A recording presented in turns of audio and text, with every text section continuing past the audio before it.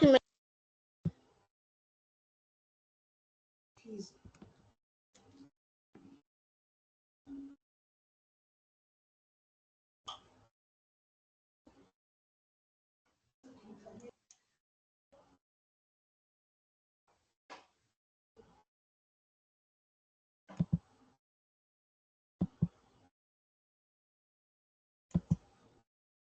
Mary, you struggling? Yes, I am. Okay. I'm trying, but I have the document. Let me open it.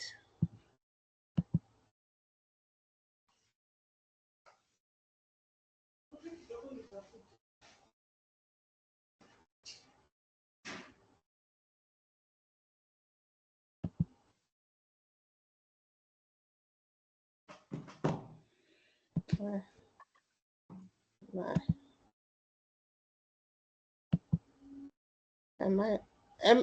I have the rights to share also? Yes, I gave you the rights already. I made you presenter. Okay.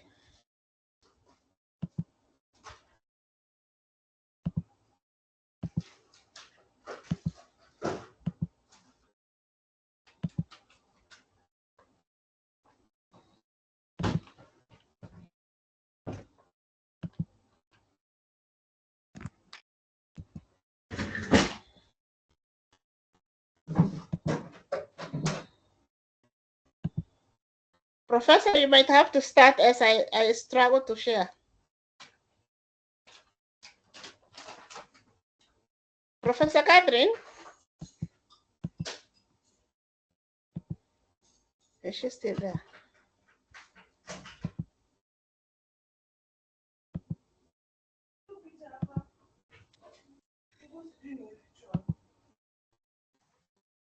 You can hear me? Yes, I'm saying you start as I figure out how to share. Okay, now I'm trying on my end. It's also not helping me. And I'm sorry for this, colleagues. That was not the intention. We needed to start it on time and in a better way. But as you have heard, I purposed to share on gender responsive pedagogy. And you have been told I work at KU. Now you can't see the slides until Mary puts them on board. But basically, I wanted us to start by understanding the terms which are mostly used as far as gender in curriculum and education are concerned. So I wanted us to explain the terms gender, gender inclusivity, gender responsive pedagogy, gender disaggregated data, gender practical and strategic needs, and gender mainstreaming, as well as gender and disability and affirmative action. I don't know whether colleagues can just share their views.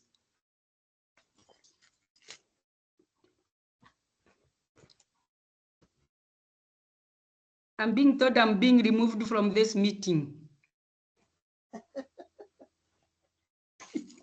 No, it's because Mary said I should remove one Catherine. There were two Catherines on the meeting. Yeah, but I was being told that is what is happening. So I was saying, probably we could share on our understanding of those terms which I have just cited. If there is anybody who would want to share any of those terms as they understand them in the discourse of STEM.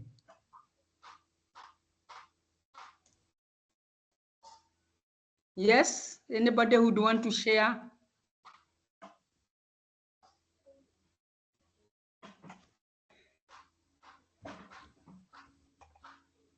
Are we having people who are going to share, or we continue?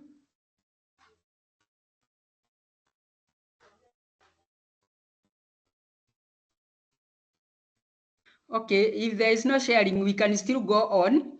Just to give brief remarks on each, just an observation. When we talk about gender, definitely, we always talk about the differences between women and men as perceived by their different societies. And of course, we always differentiate between gender and sex, where we say sex is the biological makeup of a human being. and that one is given by God. But when we come to gender, of course, it is determined by the societies which rear us, where we are born. And that is why some gender issues in one community will differ with gender issues in another community. For example, when we go to some communities in Kenya, for example, if you go to Luo Nyanza, construction of houses is made by men, but when you come to Masai Land, the houses are constructed by women. When we talk about gender inclusivity, we are talking about ensuring that whatever you are doing, whether you are making a curriculum or you are teaching in a classroom or you are writing materials for your courses, then you need to be sure that you are including both genders, that is the men and the women, boys and girls, in whatever level you are writing, because some of us write at different levels, but you ensure that gender inclusivity is taken care of in whatever you are doing. Gender responsive pedagogy is our focus tonight, so that one I'll look at it later. But gender disaggregated data is that data we provide. For example, whenever exams are released, we find people being told the girls have performed this way, the men have performed this way, or the boys have performed this way. So we are able to see, for example, they keep showing us that the girls are doing better in the humanities and the languages, but when you go to the men, they are doing better in mathematics, the sciences, the physics, and the chemistries. So basically that gives us gender disaggregated data. We remember during the COVID time, of course, they gave us the data of how many girls dropped out of school. Over 200 students dropped out of school. But when you look at the disaggregated data, then you'd be able to know what reasons were given for each gender dropping out. And then, of course, we've realized that whereas girls got married at an early age, maybe the boys went into business and things like that. So basically, when we talk about disaggregated data, it is that data you provide to enable us to see what is happening as far as men are concerned or women are concerned at whatever level you are looking at that issue. I have also brought the issue of gender practical and strategic needs.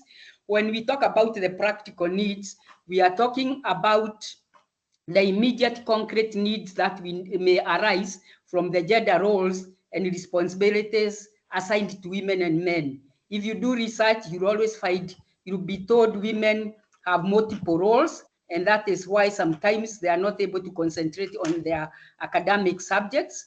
We have done research, and every time you ask them why are girls not doing better in this area or that area, they'll give you the immediate reasons. They have a lot of duties to do. They are always doing this or that, and that is why they don't perform as well. When you ask women why they don't do the same, they'll give you the same kind of reasons. Those are the practical needs that we find.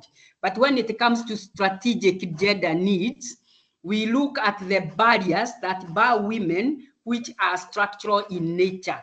And structural in nature may be because of their religion, it may be because of their economic status, it may be because of the social or cultural context, whereas we know that if you look at the property, economic empowerment, if you look at the property, we know that majority or the most productive means of production, the factors of production like the land, the vehicles, the mines, and what have you, you'll find they are owned by men as compared to women. So that is a structural issue.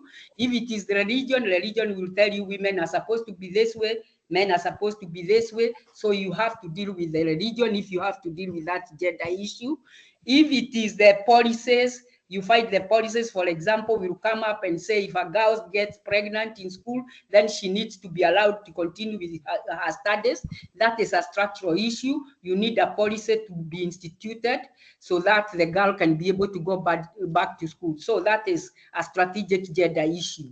When we come to gender mainstreaming, we are talking about making women and men's concerns and experiences an integral dimension in whatever we are designing. If we are designing a curriculum, if we are implementing a curriculum, if we are monitoring or evaluating the curriculum, then we know that we have to mainstream gender so that we look at it from the point of view of men, from the point of view of women, so that the outcome can give us equality, and inequality will not be perpetuated. In this case, we also look at the issues like gender and disability. You find that in gender and disability studies, we are told that women are perceived as disabled men. So basically, then you know disability is not only physical, it is also a perception issue, that when they see a woman, they see disability. When they see a man, they see an able person. So a woman who is disabled or a student who is disabled, you'll find that they'll be facing double discrimination. First, they'll be discriminated as a woman and then as a disabled person. So basically, when we are dealing with whatever area of study or discourse we are dealing with, we have to understand these concepts. When we come to the issue of gender responsive pedagogy, and Mary, please let me know when you are able to project it. I am now. You can't see it? No, Yes, I'm we reading. can see it now, but Mary, make it as a slideshow. Okay. I didn't know you had succeeded. I just succeeded now. Now, where have we reached? Because I can't even see it on my screen. Oh. Or I am being told to join now. And my camera is turned off. The camera is okay. It can be off. Yeah, okay. But I can't see it. I stopped. I can't see this. Let me come back. Yeah. Mary, you can share again. Yeah. Yeah, okay.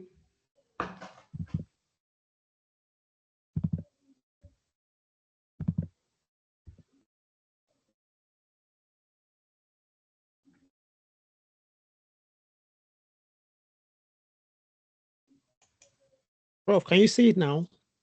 I can't see it. Oh.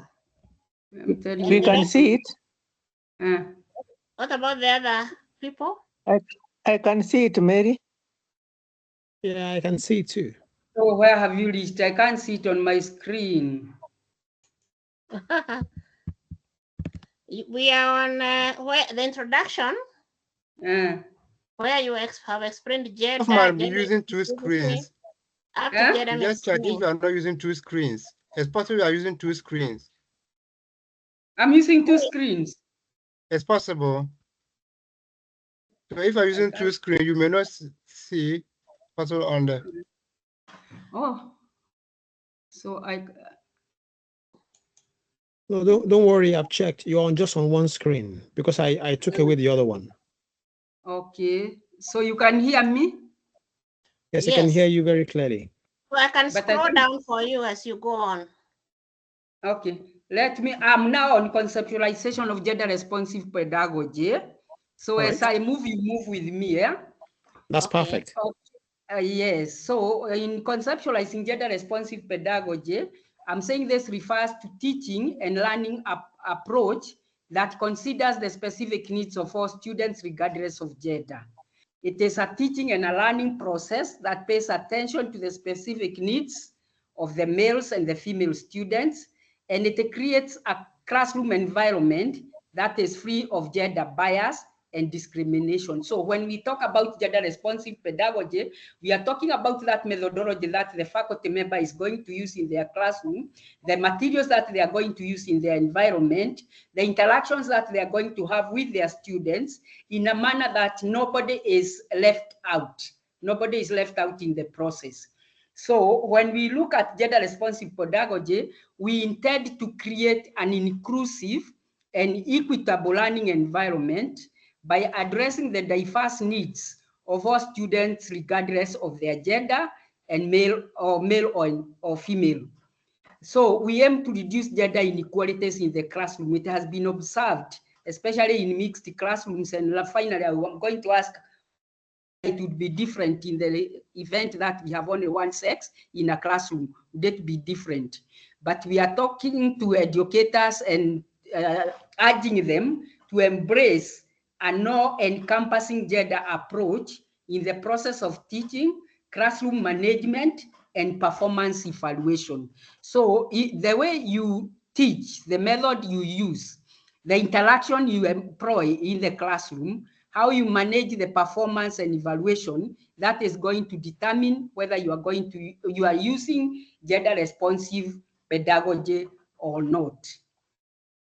So we are saying that when we look at this situation, we want to ask ourselves, why are we looking at that situation from a gender perspective? Of course, research has shown that girls compared to boys are mostly underrepresented in science, technology, engineering and mathematics, education, and consequently in the STEM careers. If you go to some careers, you'll find we have very few women, while you go to others, you'll find there are very few men. So basically, we are looking at STEM-related careers. And in those STEM-related careers, there is evidence that women are underrepresented. And it has been observed that education materials often reinforce the raw expectations of women and girls, as does lack of female teachers in STEM subjects such as mathematics, science, leaving students without male role models. I think Mary has mentioned that we were in a meeting today. They're celebrating the International Mother Language Day. And one of the faculty members observed that while he was in the primary school, and I think part of the secondary school, they never encountered a woman teacher. So if you have never seen a female teacher in your science class, chances are you grow up thinking that science is for men, not for women. And a report by UNESCO definitely has shown us 2019 has indicated that globally, that 5% of STEM students in higher education are girls. But in Kenya, this figure stands at around 36%, which is slightly higher than the average global of 35%. So we can see that there is some good tiding as far as Kenya is concerned and as far as science is concerned, because it is becoming an issue. The issue of gender and learning materials was brought to the fore by one professor, Professor Anne Obura, who did a research looking at the school textbooks and wrote this book, The Portrayal of Girls and Women in Kenyan Textbooks. And according to that book, there was misrepresentation of gender. For example, anytime they talked about teachers, they would bring women. Anytime they talked about business people, they would always be men. Anytime they talked about engineers, they would always put the pictures of women. Anytime they talked about STEM-related areas or materials related to STEM, the books, the physics, the chemistries, she analyzed all the subjects, and she brought up this book, which brought up the issue of misrepresentation or misuse of the materials we use as far as the curriculum is concerned. And it shows that is where the rain started beating us. So the question then is, what are the key characteristics of gender responsive pedagogy? And maybe I can give time for people to reflect on it and also give their views on it. What are the characteristics? What should be the characteristics of a gender responsive pedagogy?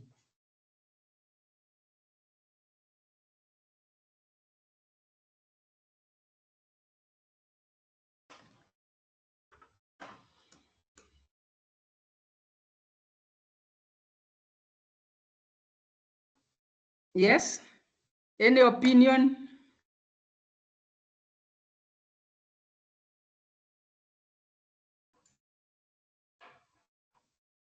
All right, God.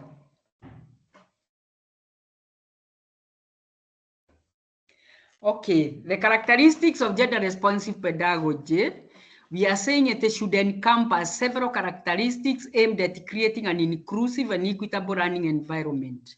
And some of the characteristics are, one, inclusive teaching materials. I've already mentioned that some of the materials we use, whether we are using textbooks or whether we are using technologically derived materials, we find that they should be carefully selected to avoid gender stereotypes and not to include diverse gender perspectives, especially if those perspectives are biased.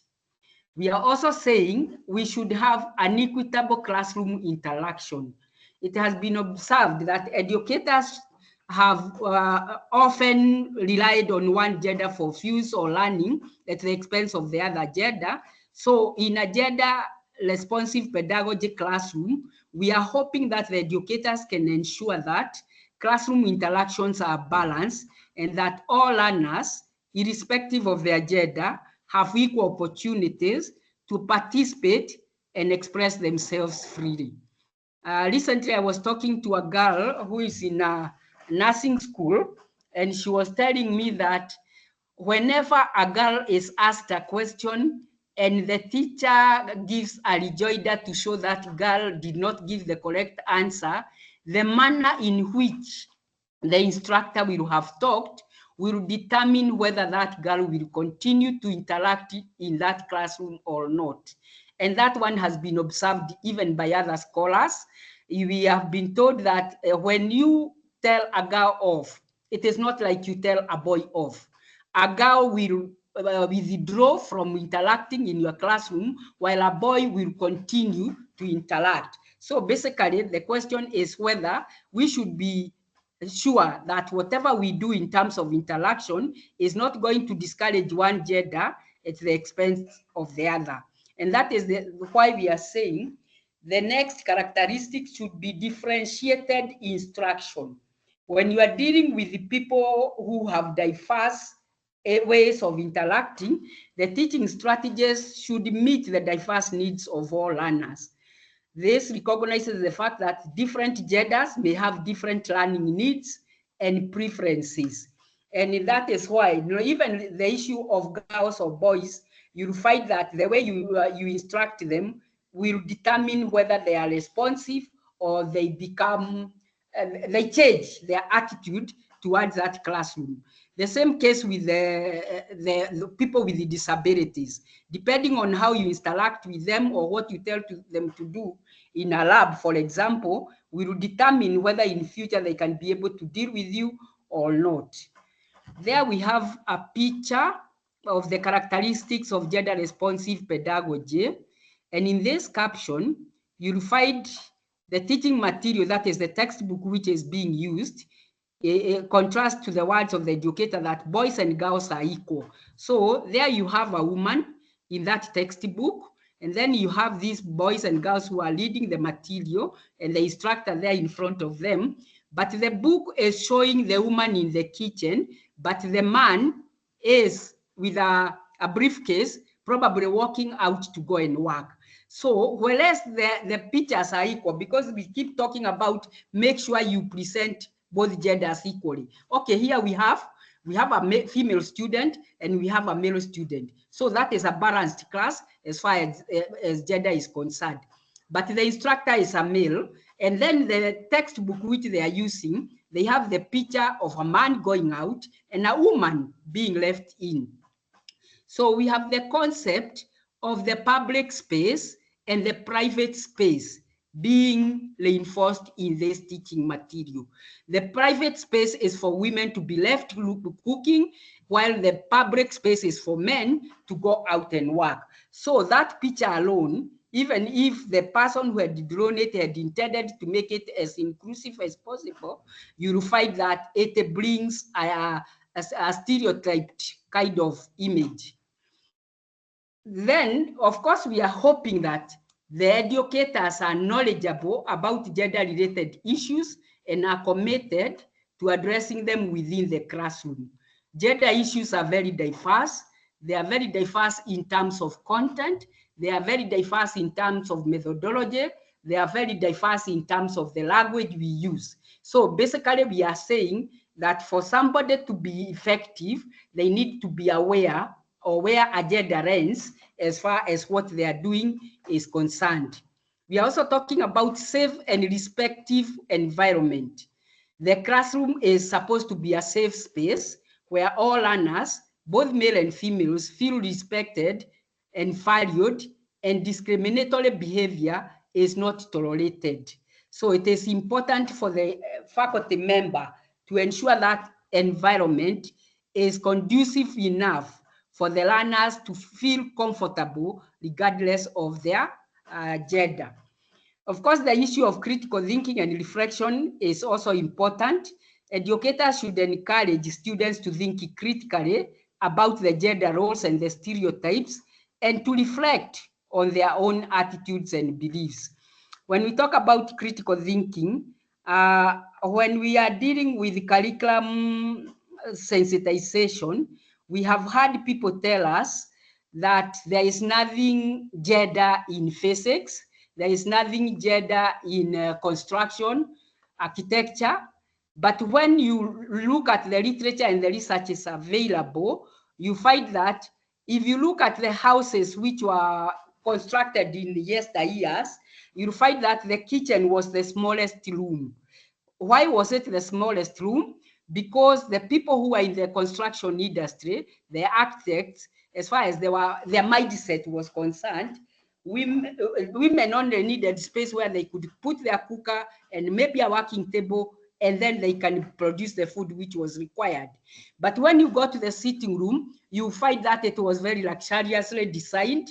They would have everything they need, where they can put the TVs, where they can put the dining place, where they can put the resting place. And it is because the design of that sitting room was made from a male perspective. If you look at the bedroom, there was always the concept of a master bedroom. When we hear the word master, we always put it alongside that there is no room which has ever been called a mistress bedroom. It is always a master bedroom. And when we talk about the language, we talk about when you put a master and a mistress, the two terminologies are not equal. When you put the word governor and a governess, the two words are not equal. The two words are not equal. A governess is a maid, but a governor is a person in power, in charge of a situation.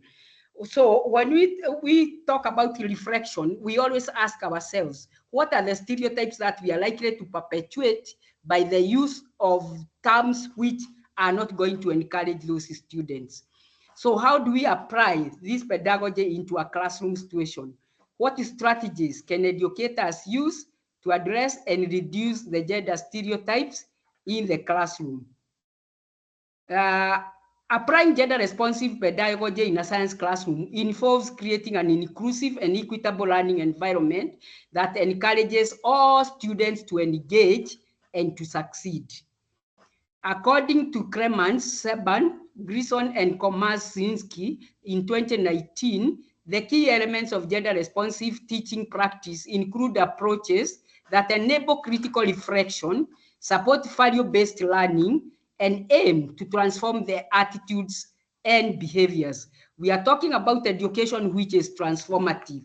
We have heard of cultures, and we say the gender is based on culture. We have heard of cultures which have a particular mindset towards a particular gender. Today, we were given examples of gender-based violence. We come from communities where gender-based violence is sanctioned according to the culture. When a man beats a woman, it is okay, but a woman cannot beat a man because that is not acceptable. And it doesn't matter whether it is a young girl or a young boy, that culture is going to be perpetuated. So it is important to know what is it that we need to transform depending on the background that these students are coming from. If they have already formed a mindset, for example, you have heard many people say girls cannot do mathematics because mathematics is supposed to be for men. I've gone to schools where the boys tell me they are going to work hard to pass the sciences, but they are not bothered about the language. And I keep telling them, you'll have to express that science you are learning in a language. If you cannot say what you want to say, you will not be able to make your content applicable or receivable by the person who is going to examine you. So we must transform this mindset. The purpose of education should be transformative. The purpose of gender-responsive pedagogy is to collect the problems which have been perpetuated through the educational system to the level now people have institutionalized them. So we are saying we need to use gender-neutral language. And when we say gender-neutral language, we have to know there is what we call gender-sensitive, gender-neutral, and gender-blind.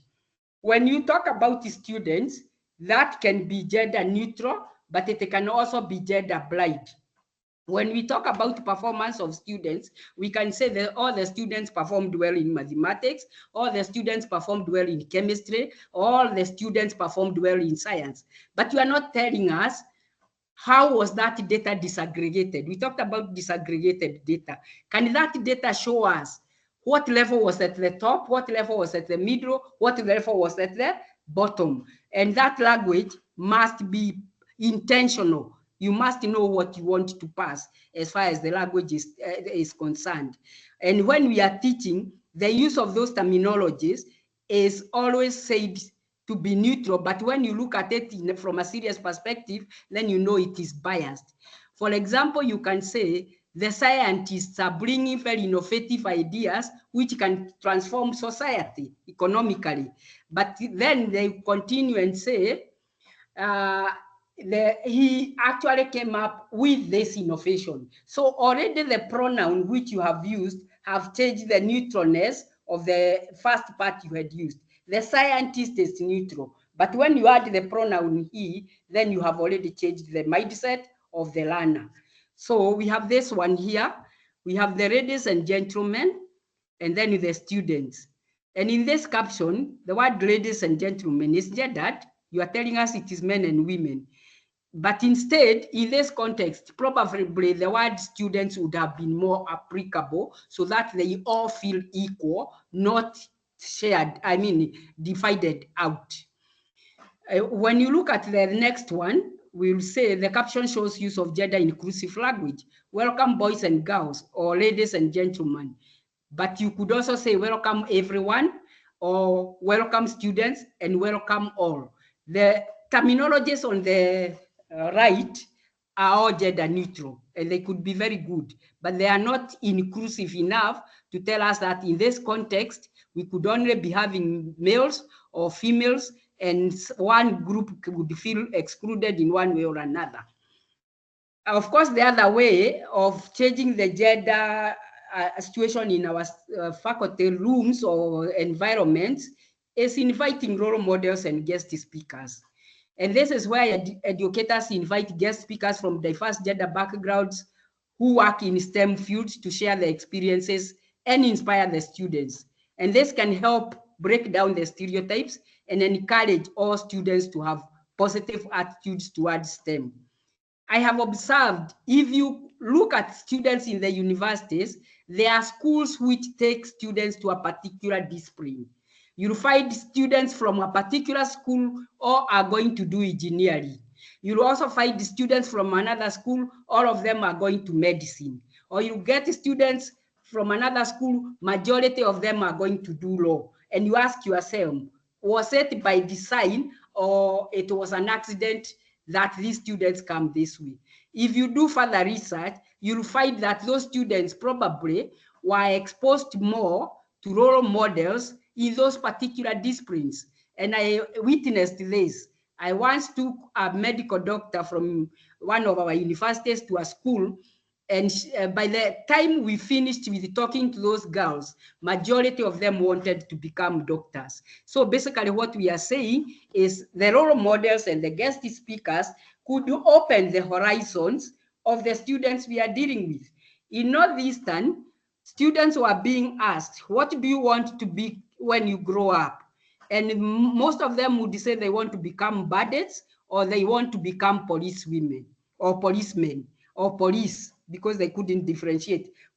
First of all, the issue of a policewoman was inconceivable. Even now they tell us when they got to recruit in those areas, there are very few women who come to take the offers offered, because the mindset is that that is a discipline for men, not a discipline for women. So we are saying this can be changed through having role models and guest speakers who can help to deconstruct the mindset of the students that we are teaching.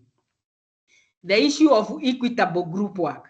Group work has been a strategy which has been used all the way from the primary to the university level. And you'll find that when an educator tells the groups to be formed, people may form themselves according to their affiliations, whatever their affiliation is. The girls may want to work with the girls, the men may want to work with the men, and even people with disabilities may feel excluded in one way or another. So the question is that the group work should be able to facilitate interaction between these people, and they can change the dynamics that have been there in space. Because you find that the educator can ask questions like, do the group dynamics enable women or men and gender diverse people to contribute equally to the discussions? I don't know how many have done facilitation of workshops among us. Wherever you are facilitating, especially in leadership forum, you find that when you are discussing, the discussion is dominated by men. The women will become passive listeners to whatever you are discussing. So by the end of the day, we'll have had one voice, not two voices, not both men and women. So in terms of equitable group work, it is important to ensure that every voice is given a chance to give their views. Using differentiated instruction, the educator should recognize that male and female students may have different learning needs and preferences, and therefore utilize variety of teaching methods to accommodate those differences and support them. I'm thinking about these intellectual groups which used to be formed. I have seen them in primary, I have seen them in secondary, maybe universities, we don't use them, but you would find that all the bright students would be put into one group, the medium ones would be put into another group, those who are not well endowed would be put into another group. Even in primary, I remember we used to be divided into animals, lion, giraffe, zebra, and of course, all the bright ones would be in lion, all the weak ones would be put in hyenas. And these kind of groups, which are basically what they call intellectual groups, are very discouraging as far as gender is concerned. Because especially for women, when they find that they are being labeled, that they are not endowed, that may discourage them. I'm sure even the men also get discouraged because you also find some of them feeling left out. So it is important for us to ask ourselves, how are we dealing with that differentiated instruction to ensure that we are using a method which is inclusive, not exclusive? We are also talking of holding discussions on gender stereotypes. Many times we assume it is normal. The educator can promote critical thinking and discussion about gender stereotypes in science. And this can encourage students to question and challenge those stereotypes and explore the impact of gender stereotypes in science. Assessment of practices, we said this as a characteristic. The educator should be able to use fair and a biased assessment method. I remember one time an essay was written, this was also an experiment, it was a research. An essay was written and it was marked. One essay, it was one essay, but now given under 3 different names. There was John, one essay had a name John, the other one had a name Joan, the other one had a J, and they were being marked by one faculty member. And from the essay is one, it is the same content, but John got the highest marks, J got the medium mark, and Jane got the lowest, Joan or Joan.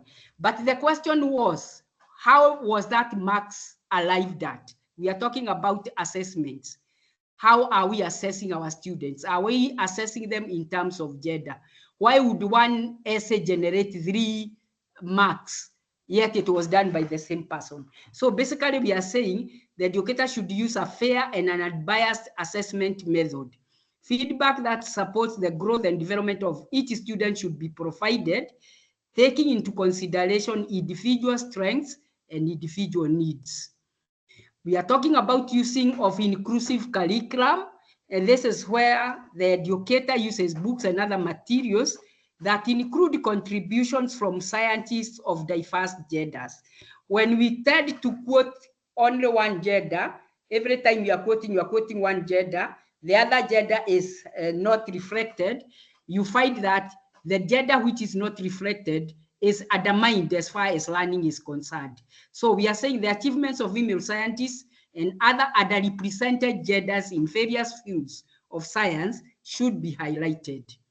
We are talking about use of narrative-based learning, and I have introduced this theme area. And we are saying this is where the educator encourages learners to use their own narratives to increase their understanding of the concepts and ideas.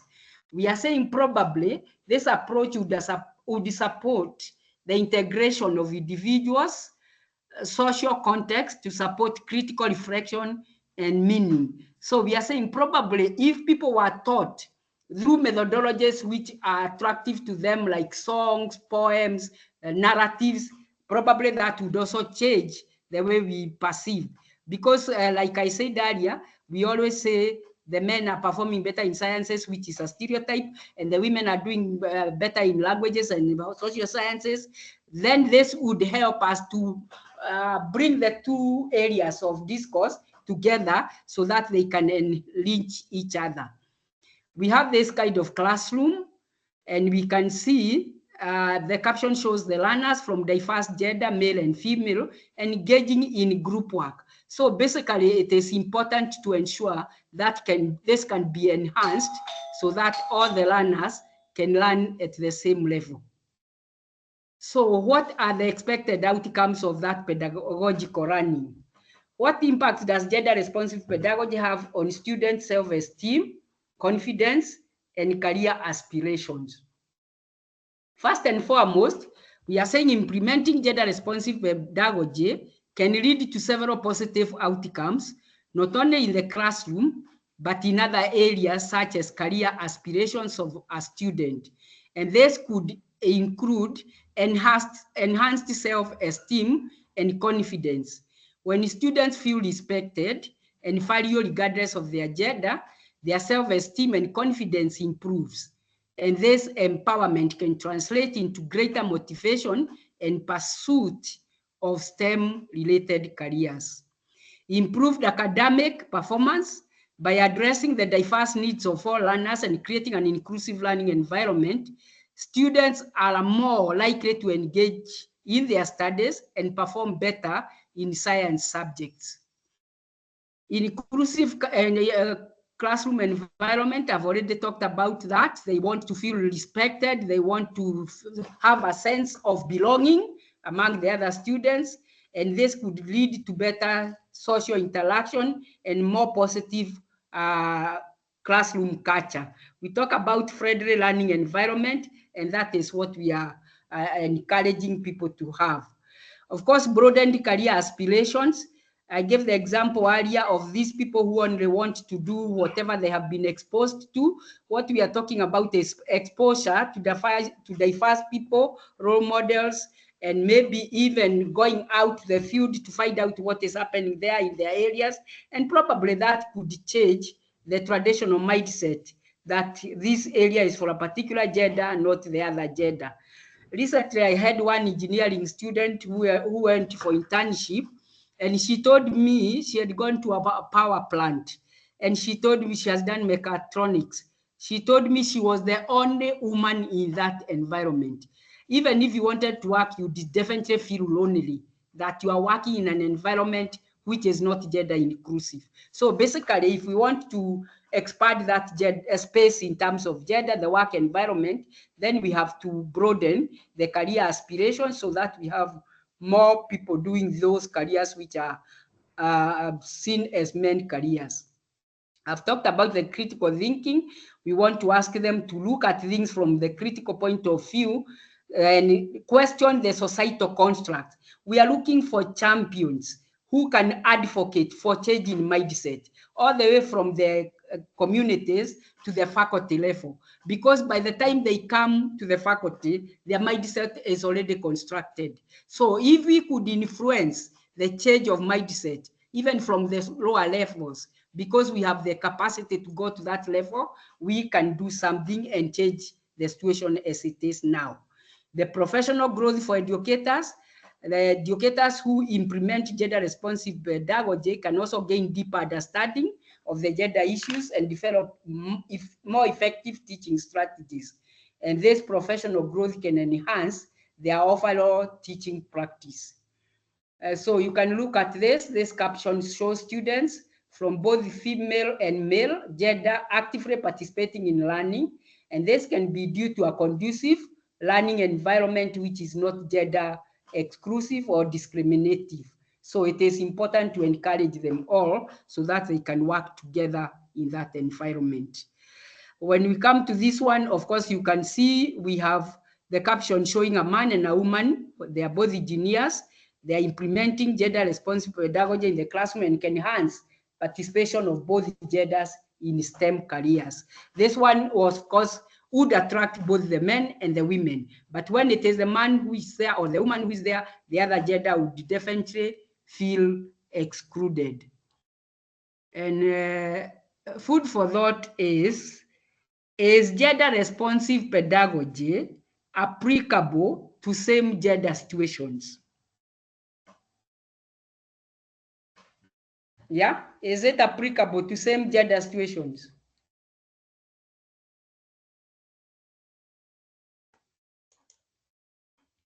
Yeah. No. What would be the difference? In which way? Yeah, if I was teaching a girls' school only, yeah, if I was teaching a girls' school only, or I was teaching a boys' school only, would the same gender responsive pedagogy be the same? Would it be applicable? No, even at different levels of education, primary, secondary, university, these things are very different. Prof, may I know the slide you are so that I can move to that slide? Yeah. Can you see my screen? You know, I'm not seeing your screen myself. That's why I used mine. Okay, so if you can tell me the screen, the slide you are. I was at the last slide. That was the last slide. After the last slide, number 28. I was on slide number 28.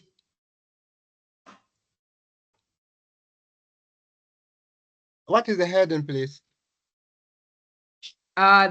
No, after I did the expected outcomes, we didn't move together. Okay, expected outcomes, where I was looking at the caption of a male engineer and a female engineer. Slide number 28. I was not seeing the slide at that time. It's now I see it. Most of us maybe were not seeing that slide. So it's just right now. It's right now. I shared a slide. Yes. Oh. I thought we were moving together. Yes, we were moving together because we were following you, but we were not seeing the slides. We were just admiring the pictures in our heads, or me particularly. I wasn't seeing it. Yeah, so just right now that I started sharing. And it is also right now I have started seeing the slides myself as well, because I was reading from my slides. Yes, so I was asking, maybe you can go ahead.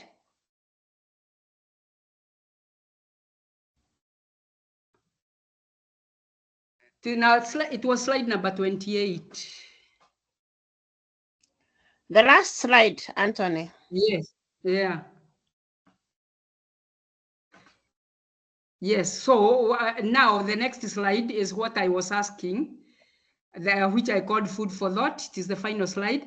I was asking if one was teaching a classroom where that last slide is not there, Prof. That food for thought slide is not there on the document. But I think you can just carry on. Okay. Yes, so I was asking, food for thought, that's the final slide I have. Is gender responsive pedagogy applicable to same gender situations?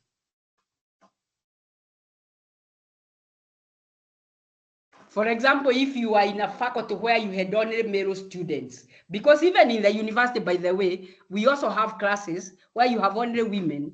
Even my gender class, sometimes I have only women. You have maybe in the other STEM areas, where there are only men. If you are teaching only men or you are teaching only women, would the situation be the same? And somebody has observed, probably those gender issues in the lower primary, secondary, and faculty, I mean university level, they are different. But basically, whatever the level we are dealing with, the gender responsiveness and the gender pedagogy is applicable. So why would they, how differently would it be applicable?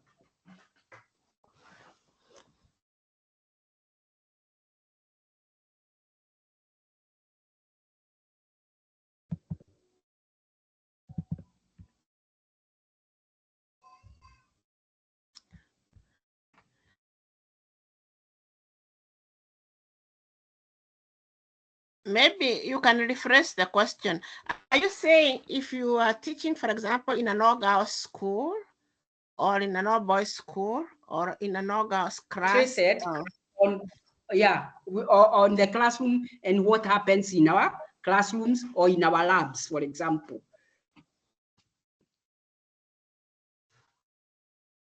Yeah. You know, Prof, we are very sensitive when you have two different, the gender, the male and the female in class, the girls and the boys in class. The approach will always be very different because you are considering even an example you used of using responding to a question from a girl or from a boy. And you said if you used a question and you did not answer very well, very kind, and the girl is the one who was talking, the girl would never appear again to talk.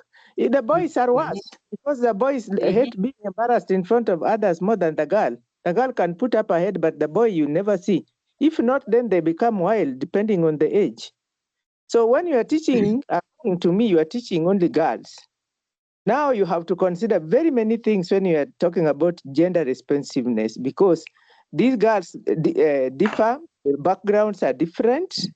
You know, the children from certain communities and children from communities who are not very blessed, and the other. There are so many things that you have got to consider. So you have to know your students. The one from a very low background, and if you know them, will not respond the same way as the other one who normally has something to eat or something decorative and the like. So human beings have so many things to be considered. That's what I can say. Yes, and I concur with you, but in this context, we are looking at the context of gender responsiveness, and that is why I concentrated on the gender aspect. It is true that even experiments have been done where they argue that when young girls are playing together and they quarrel, the girls will go back home and they can stay 2-3 days and they will not come out again to play. But when the boys quarrel, when they are playing their football and all that, they'll quarrel for a minute, separate, but a few minutes later, they'll be back in the field playing the ball. So the question is, are girls and boys different as far as the reactions they portray are concerned? So I agree, even where we come from, even that is why I'm asking, even if you are in a girls' school, which is all girls, or even in an area where it is all men, would this be applicable? Now, of course, it wouldn't be gender, it would be other areas which would be affecting them. For example, if you come from a village and you go to Alliance Girls, and then you find people who have everything, they know everything, the first thing you would do, of course, is to withdraw, because you don't know how to behave in that kind of environment. But in terms of gender, that is why we have to understand the gender dynamics. For example, where there is exclusion of, for example, let's talk about religion, which I said is a factor. We have to understand what is separate the strategic gender needs and the practical gender needs. For example, religion, which doesn't allow men and women to work very closely together. So if you are in this classroom of yours, and now you have those Muslim boys and Muslim girls, would you bring them together? Would you have to be aware of where they are coming from so that you know how to handle them? So that is the question I said. It is food for thought. It is for every situation. Then you have to understand the dynamics. What is separating these women? When women don't talk, even in a meeting or in a workshop or in a classroom, you have to ask yourself, why are they not talking. And that is why we are saying in responsive pedagogy or gender responsive pedagogy, because this is specifically gender, then we would have to know what is stopping them from talking. And then that is what we would need to handle so that we can bring them on board. Yes, that was my food for thought. Questions, answers, views?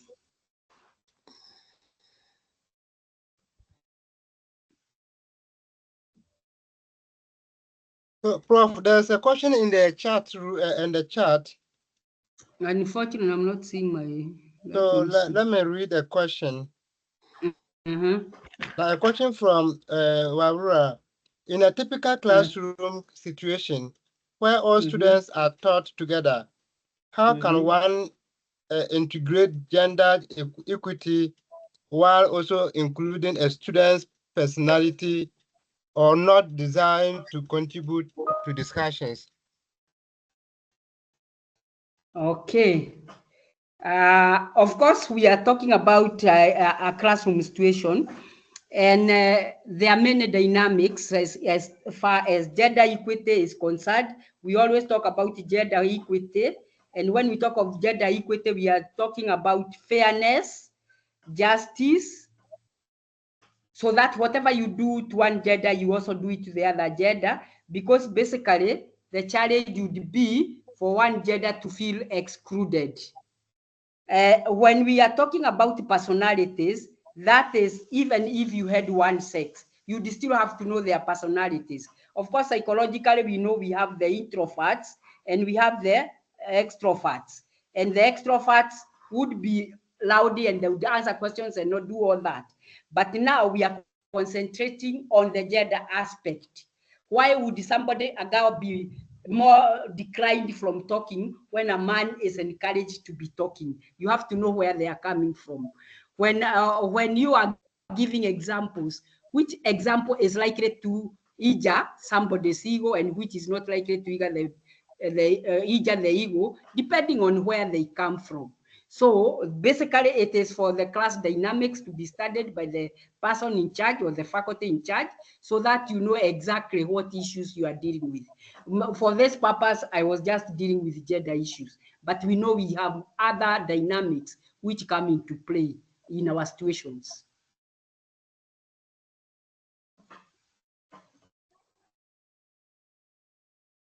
Yes, and any other view or any other question?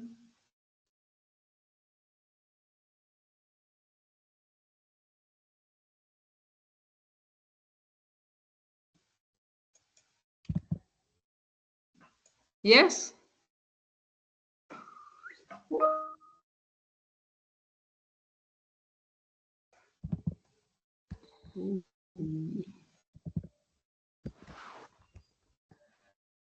I see another question.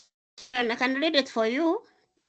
Yes. While evaluating an exam, this is a question from Rahab. Thank you, Rahab, for this question.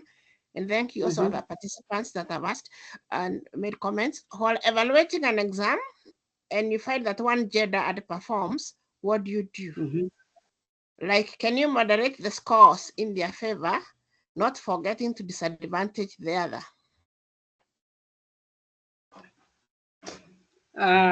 Yes, as far as I'm concerned, when you have a class like that one, where one gender underperforms and the other one excels, then the problem is gendered.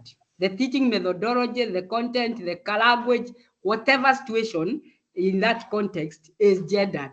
So you must ask yourself, what is it that you are dealing with as a faculty that is making one gender? It cannot be natural that all the men or all the women have underperformed. There must be something which these students, either the men or the women, are reacting to. Maybe, of course, we have had people who say they broke their minds. I remember students saying, if my teacher was this or the other, or others saying, me, I broke my mind, I hated mathematics because I hated my maths teacher, or I hated physics because of my teacher, or chemistry, or whatever subject we are talking about. This is basically because of the way they were handled by that teacher. And this teacher would have to look at the issues of gender in terms of what they do and see how they hurt the students or encourage them or discourage them. So for me, I would do an investigation to find out how do they feel about the way you handle that class. And you can investigate from the men, you can investigate from the women. And from there, you can know the answers you get, why one gender is underperforming when the other one is performing well.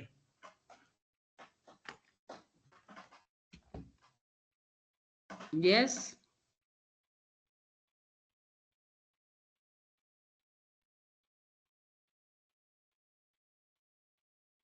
Any other question? Yes, I'm reading. There was a comment by Wawira earlier when you asked if the circumstances would be different, when you had the food for that question. And it's a comment really, but I would like you to weigh in on the comment, because she has brought in another term there, and we are trying to also unpack these gender terms. And she says, aha, one can perpetuate negative gender stereotypes and blinded or something like that.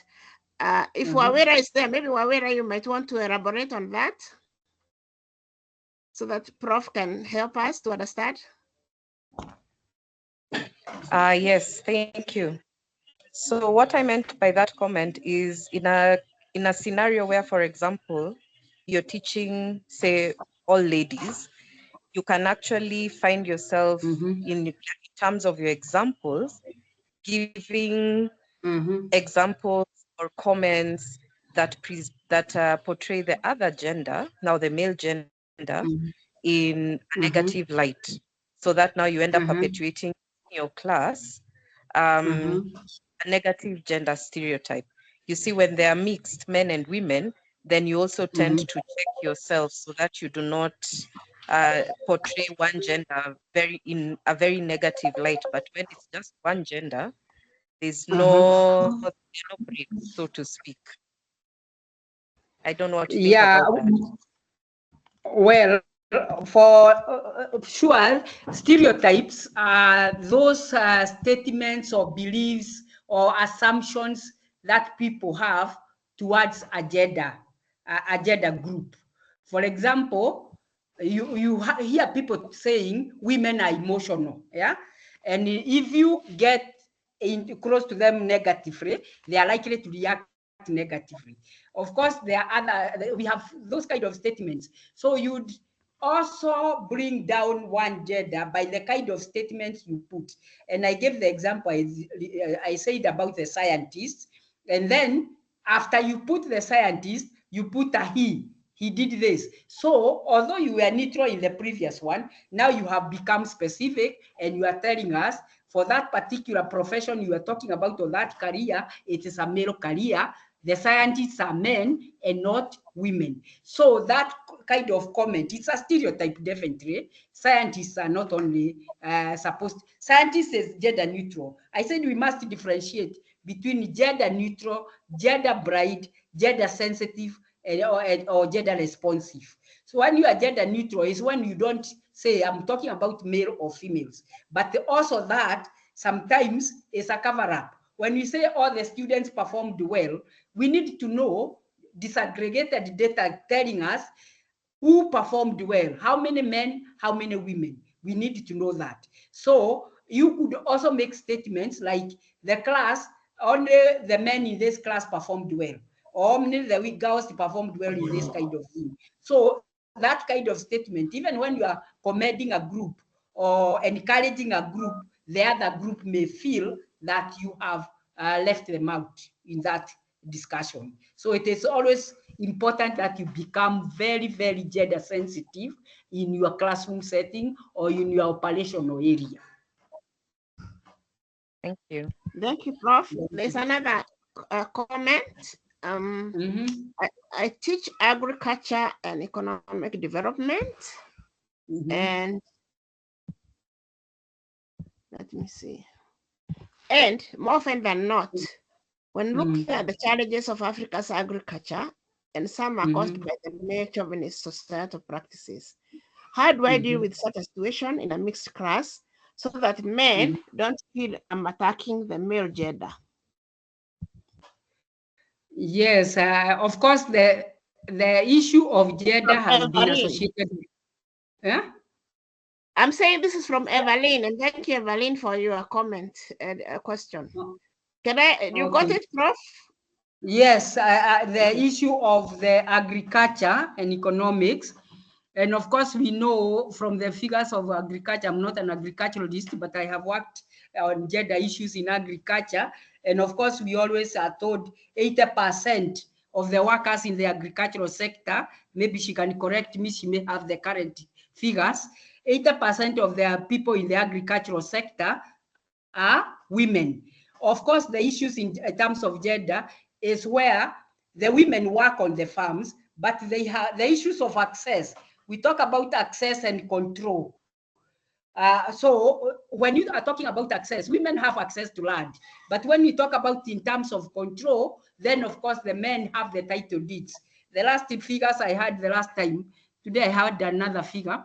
We were being told it is less than 5% of the title deeds which belong to women, the rest belong to men.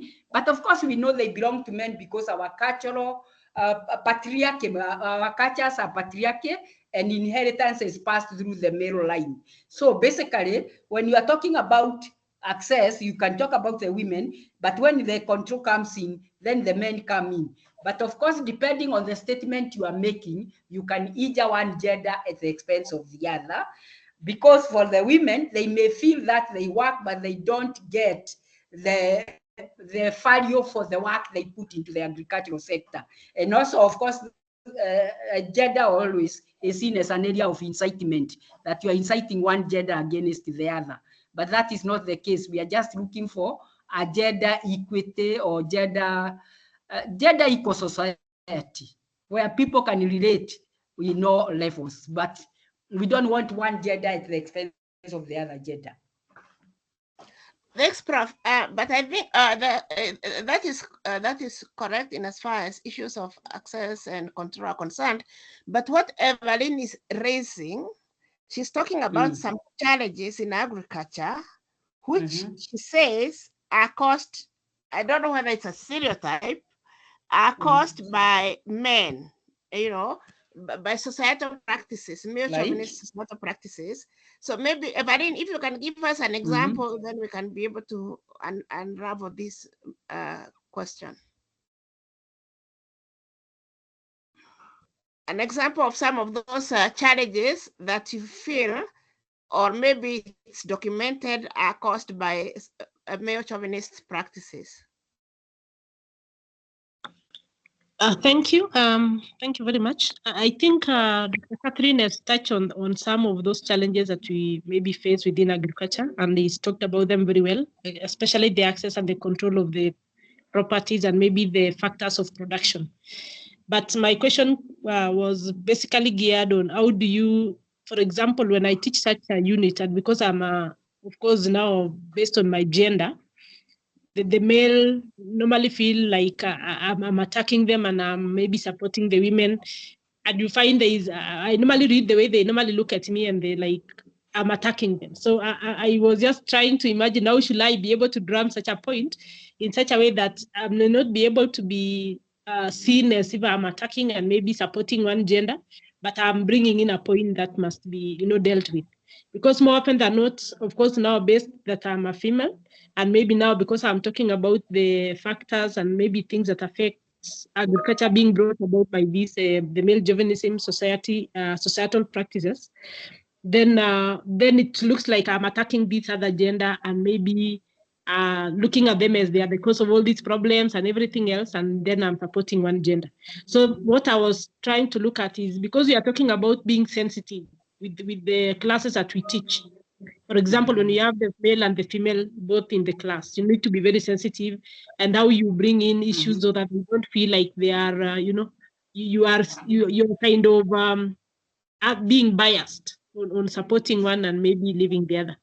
Yeah, thank you. Thank you. Okay. Evelyn. Okay, thank you. I'm thinking, of course, the reason why they would feel like you're attacking them is because we are there is the construction of gender that we have gone through. We have been constructed, and we know the agents of gender construction. We have been constructed by our cultures, by the media, by the religion, all those factors of gender construction. But now the thing is, at our level, we are trying to change some of those mindsets.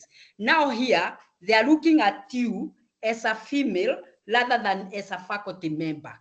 Yeah, because what you say could also be said by a man, isn't it? The man can look at all the factors. If we are looking at the issue of farming practices, if we look at the inputs in the farms, if we look at the ownership of the land, if we look at who is the beneficiary, of the money we get from the agricultural sector and all that, that same information you give them or the way you discuss that topic can also be discussed by a man. But like you're lightly putting it, maybe when coming from a man, it may sound different because they wouldn't feel the man is attacking the other men. But when it comes from you, it is felt that you are saying it because you are a woman. But we also need to understand that the change, even us in terms of gender, I told you in most cases, you'll find your classes are full of women. They are not men. There are not men in those classes because gender is associated with women. I know one time I was teaching somewhere, one of the universities, I had gone to do gender sensitization, and I was told by one faculty member, I didn't come to that meeting because I heard you are just going to talk about women. So what do I have to do with women? So that association of gender issues with women is there. There is misconception that gender is about women. And the concept is, it talks about men and women as they relate in society. So basically, they need to understand. In fact, if you are going to draw from the data, the information, the content that you deal with and all that, and put it to the table, and they analyze it themselves, they would also come up with the same conclusions that this is skewed towards one gender and not the other. If you call farmers, for example, who is likely to come? Who is likely to come for a meeting, or if you are calling farmers? The female. If you are calling farmers, if you write a letter and tell the chief, I am coming to address the farmers in your community or in your location or in your ward, if you want, we are dealing with an MC. When they hear the word farmer, they always think about the owner of the land. That is the farmer they are talking about. Women are seen as the workers. So when even the training centers where they got to be trained on farming methods and all that, majority are men. But that information will eventually be taken to the women because they are the practitioners. That is why we are saying 80% of them are the ones who are farming. But if it is capacity building, it is likely to be men because you call farmers, and the farmers are the ones who own the title deeds. They are the heads of households, so they are the ones who will go there. But I'm saying, if you are going to use data analysis, disaggregated data from a gender perspective, you just put the facts. This is what we are saying about the situation in agriculture. This is why it is going down. This is who it is benefiting. This is who is exploiting who. This is the work which is, they are likely to draw the same conclusions from their own analysis. So they wouldn't see it as coming from you, but coming from data. Thanks. I see another comment. Someone comments that in that case, you are being seen as a woman rather than a faculty member. I think that cannot be overemphasized, but I think there's another question. Let me just see, look down.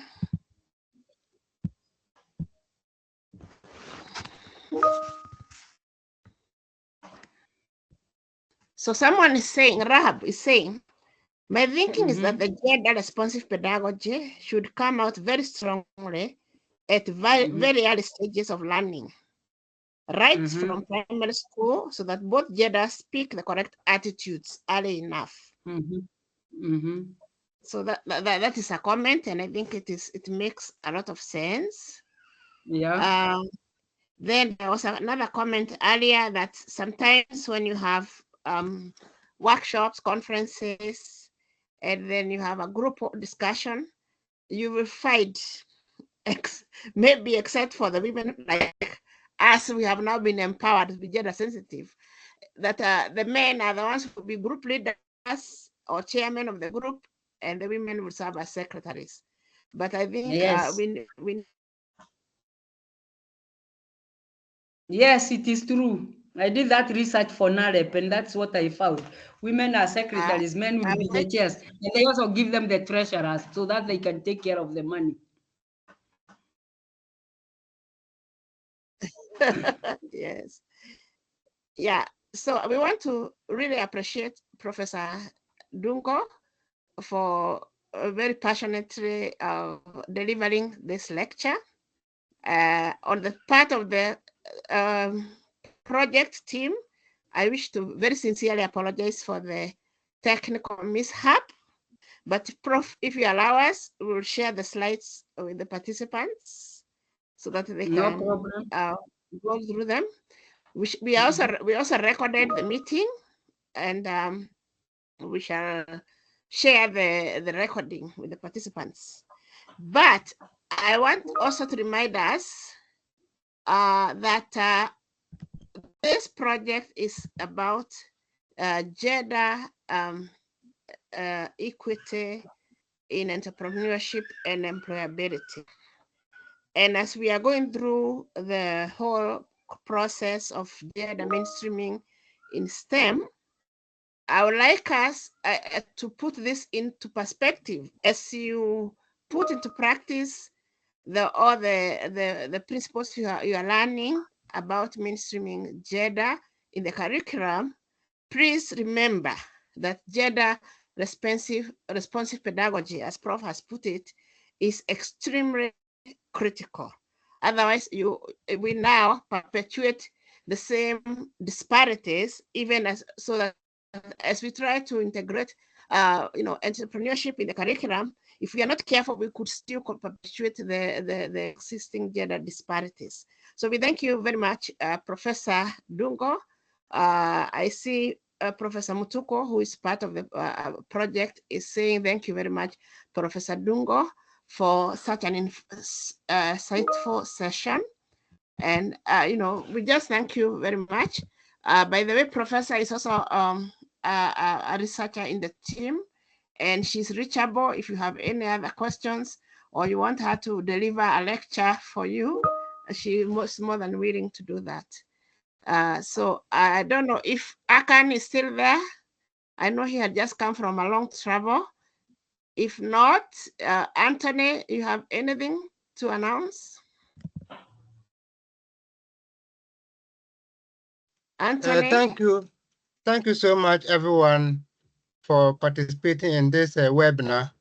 As Mary mentioned, we are going to share the slides and then the recordings. We are still with some of our assignments. I will use this opportunity to just encourage each and every one of us to revisit the platform and see possible, as we are just heading into the weekend, we can try to use the weekend to do 1 or 2 assignments, and then we share it on LinkedIn as we have been. The page is going to be opened even after the project. So, but let's try to continue to engage with the page, and whatever issue that you have, don't hesitate to WhatsApp me or call me. I'm always available. Anytime you send me a message, even if it is in the night, I see the message, I will definitely respond to you. So I'm always open, and all members of the team are open for your interactions. Thank you so much. Yes, and before we stop, I just want to add, we know that we had quite a bit of interruptions in the semester in Kenya for the last part of the year last year, and a lot of universities have had to do exams in this semester. So when you, if you are lagging behind, you are not alone. But don't give up. Please don't give up. Ensure that you put some time to make up for the lost time, so that we are all moving together. So don't give up at all. We have had a feedback from a lot of colleagues that they are lagging behind, and we are telling people, do not give up. We understand, although the project has a timeline, we understand that there was a slowdown because of reasons beyond your control. So please, let's continue. And let us give a virtual clap for our prof as we end the meeting. Thank you so much. I'm sorry about the hiccups, but I hope we communicated. Yes. So unless there's any other comment, we can adjourn now. And thank you so much for finding time to attend this webinar. Good night. Good night. Good night, everyone. Good night. Have a lovely weekend. And thank you for all your comments. Very interesting. Thank you. Bye. Good night. Thank you. Good night.